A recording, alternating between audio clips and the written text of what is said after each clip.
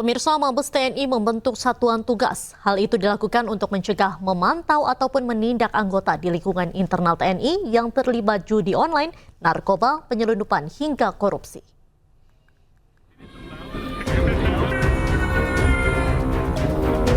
Markas Besar TNI telah mengambil langkah strategis membentuk satuan tugas khusus untuk mengatasi berbagai isu kejahatan yang saat ini menjadi perhatian utama, seperti judi online, narkoba, penyelundupan, dan korupsi di kalangan internal TNI. Satgas tersebut dipimpin langsung oleh Inspektorat Jenderal TNI, Letjen TNI Muhammad Saleh Mustafa, dan dibagi menjadi 4 subsatgas sesuai bidang kejahatan yang akan ditangani. Mabes TNI sudah membentuk satuan tugas dalam rangka pencegahan, pemantauan, dan penindakan pelanggaran prajurit, meliputi pelanggaran judi online, narkoba, penyelundupan, dan korupsi. Organisasi ini dipimpin oleh Irjen TNI dan wakilnya dari Wakabais TNI. Kemudian saya Wairjen selaku sekretaris dilengkapi dengan tim hukum dan tim penerangan. Ada 4 subsatgas yang kita bentuk. Yang pertama subsatgas judi online, nanti akan dipimpin oleh Dansat Cyber TNI.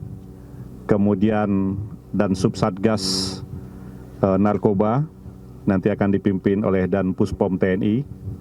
Kemudian dan subsatgas penyelundupan nanti akan dipimpin oleh Direktur C Bais TNI, dan subsatgas korupsi nanti akan dipimpin oleh Kapusku TNI.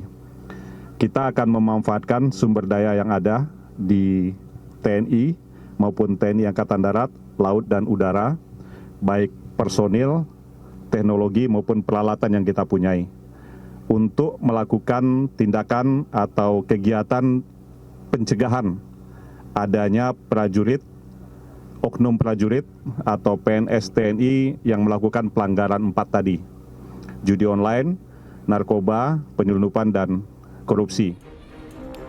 Sebelumnya diberitakan 4.000 oknum anggota TNI terlibat judi online sepanjang tahun 2024. Hal itu berdasarkan data yang diperoleh dari PPATK. 4.000 anggota TNI yang terlibat judi online pun sudah disanksi. Sanksi yang dikenakan terhadap ribuan anggota TNI berupa sanksi disiplin, penahanan, hingga pidana. Dari Jakarta, Hadisti Arifa, Jemi Jasin, iNews melaporkan. Anda kembali di iNews Sore. Pemirsa, Indonesia dinilai sedang masuk darurat judi daring atau judi online. Berdasarkan data PPATK, perputaran judol telah mencapai 600 triliun rupiah yang turut menyasar anak dengan rentang umur 10 tahun ke bawah.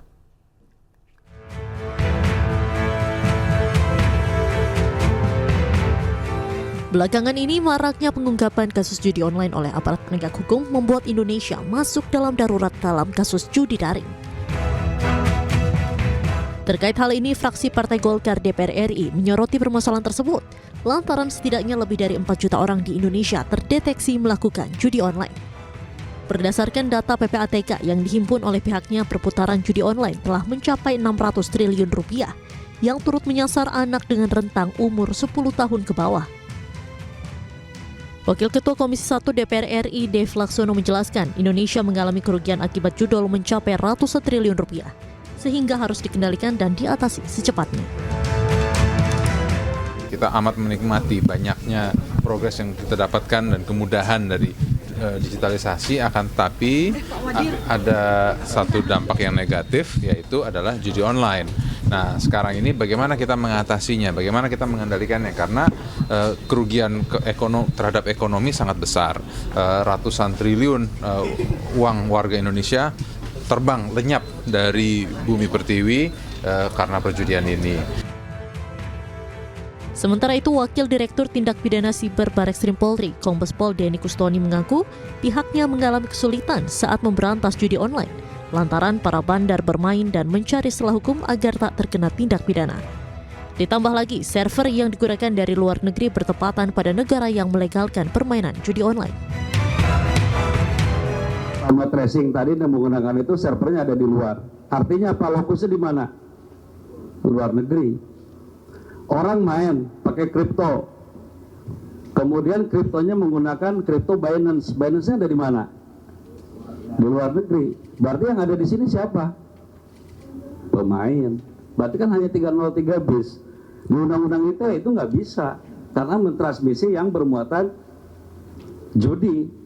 Ketika server itu dilegalkan di negara tertentu, kita kan nggak bisa nangkep kepada negara tersebut. Diketahui dalam ranah kehidupan sosial, dampak judi online banyak menyebabkan terkoyaknya stabilitas kehidupan, baik tindakan kriminalitas hingga kasus pembunuhan. Apabila dibiarkan, dampak judi online akan semakin membahayakan. Dari Jakarta, Rian Rahman, Jaka Samsa, iNews melaporkan. Pemirsa, Menteri Komunikasi dan Digital Mutia Hafid optimis secepat mungkin meredam situs-situs judi yang bertebaran di dunia digital. Dirinya juga mengaku melalui instruksi Prabowo Subianto terus memberantas judi online dengan melibatkan sejumlah pihak, di antaranya aparat penegak hukum. Restrukturisasi di dalam sebuah tubuh kementerian yang cukup besar ini memang perlu waktu dan PR. Karena yang kita ganti bukan cuma struktur tapi manusia-manusia. Kita tempatkan di bidang-bidang baru yang mungkin bagi mereka sebelumnya bukan di situ, dan jujur ini perlu waktu. Jadi mungkin kami akan selalu berkoordinasi dengan DPR, dalam hal ini kami bermitranya dengan Komisi 1. Kemarin juga sudah banyak masukan dari teman-teman. Konsolidasi organisasi ini mudah-mudahan jadi pintu masuk juga, momen baru untuk kita melangkah dalam upaya pengawasan yang lebih baik ke depan. Apakah akan selesai cepat? Rasanya judi online kalau melihat negara lain ya memang agak sulit juga cepat. Tapi apakah bisa turun signifikan? Saya rasa kita semua harus optimis gitu ya.